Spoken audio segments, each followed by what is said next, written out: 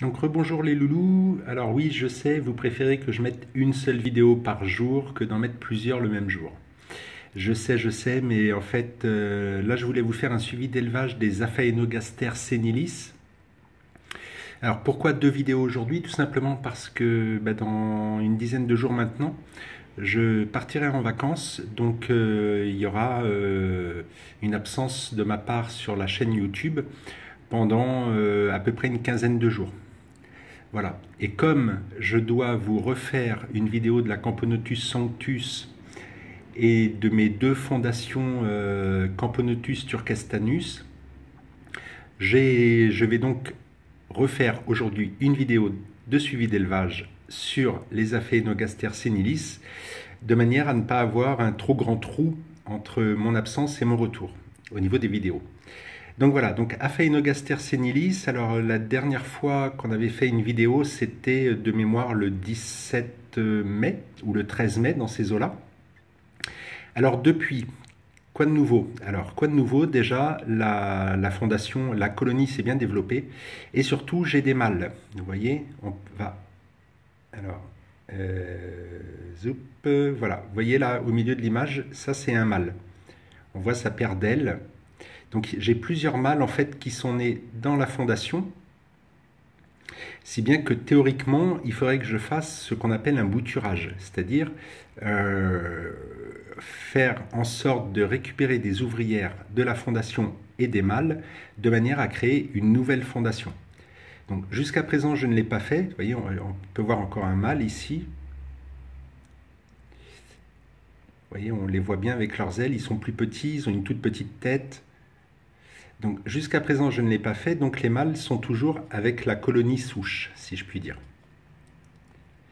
Voilà, donc ça continue à bien grandir, de leur côté également. J'ai pas mal de larves. Donc l'agine est toujours aussi difficile à repérer, parce qu'il n'y a pas une grosse différence de taille en fait entre l'agine et les ouvrières. Donc j'ai toujours du mal à... Ah bah attendez, je crois que ce doit être elle. Oui, voilà, donc voilà l'agine en fait que je vais suivre un petit peu. Vous voyez toute la grappe d'œuf qu'il y a là encore. Donc ça se développe bien, même beaucoup. Et puis surtout, j'ai été étonné de voir l'apparition de mâles aussi rapidement en fait.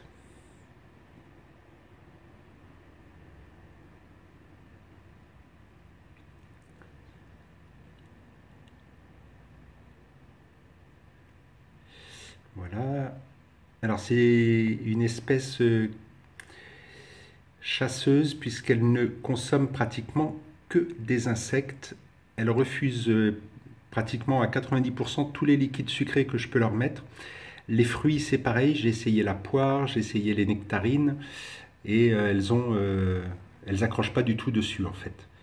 Alors c'est une espèce qui n'entretient pas vraiment son nid, donc en fait le nid est très sale, enfin est sale puisque je le nettoie, mais à la longue forcément il reste des traces que j'arrive pas à récupérer. Vous voyez, je vais vous montrer ça. Donc dans l'aire de chasse, vous voyez, ça a été nettoyé tout à l'heure, hein. Donc vous avez vu, en 2 heures, elles m'ont refoutu un bordel pas possible quoi. Voilà, donc j'ai mis de l'huile de paraffine à nouveau là en anti-évasion parce que dès que j'ouvrais, il n'y en avait plus en fait, et dès que j'ouvrais, c'était la cavalcade à celle qui sortirait le plus vite de l'aire de chasse. Donc j'en ai eu marre, donc je leur ai remis de l'huile de paraffine. Voilà, les Aphaenogaster senilis. Donc comme je vous le disais la dernière fois, en fait, la particularité c'est qu'elles amènent les proies mortes sur les larves directement, et ce sont les larves qui se nourrissent toutes seules des proies qui sont apportées en fait. C'est une petite particularité de cette espèce. Donc là, depuis hier soir, elles ont un grand criquet. Donc vous voyez, il est là, le grand criquet, qui est déjà bien avancé. Vous voyez, on peut voir que la cage thoracique du criquet a été creusée, comme à chaque fois.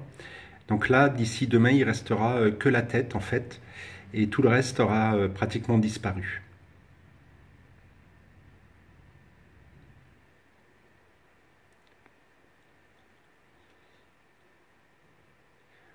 revoit un mâle, là encore, on les repère avec leur toute petite tête en fait, et puis leurs ailes forcément.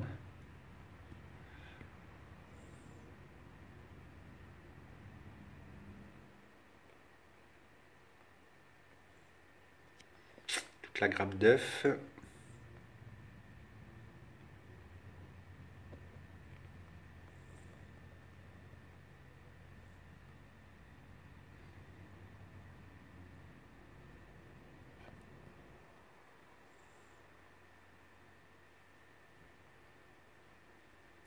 Voilà, sinon c'est une espèce vraiment intéressante, donc je leur mets maintenant, je commence à leur mettre des proies vivantes, en l'occurrence des blattes. Bon, ça met un peu de temps avant la mise à bord quand même, parce que la dernière fois elles ont mis pas loin d'un quart d'heure avant de parvenir à leur fin, mais ça continue à entretenir leur instinct en fait de chasseresse. Donc c'est pas systématique, hein. En grosse majorité ce sont toujours des proies congelées que je leur mets. Là jusqu'à présent je leur ai mis 2 blattes vivantes en 1 mois.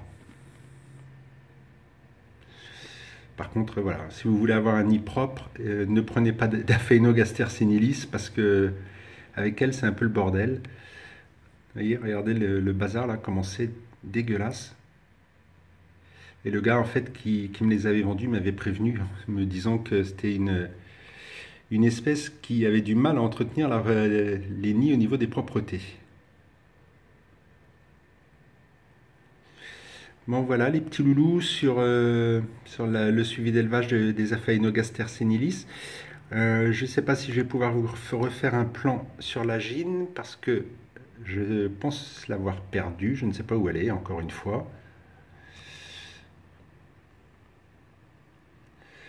Je ne sais pas où elle est. Où est-ce qu'elle se cache, la coquine? Bon, et ben on n'aura pas un plan sur la gine pour terminer. Voilà, donc allez, on va faire un plan sur quoi alors du coup? Et ben ici. Donc voilà les loulous, je vous souhaite une bonne journée. Et puis ben, on se retrouve dans quelques jours pour les Camponotus turkestanus. Donc il y aura une gine de couleur classique et une gine black. Et donc ce seront des petites fondations avec leurs premières ouvrières et du couvain. Voilà les loulous. Allez, je vous souhaite une bonne journée. À très bientôt. Babouille.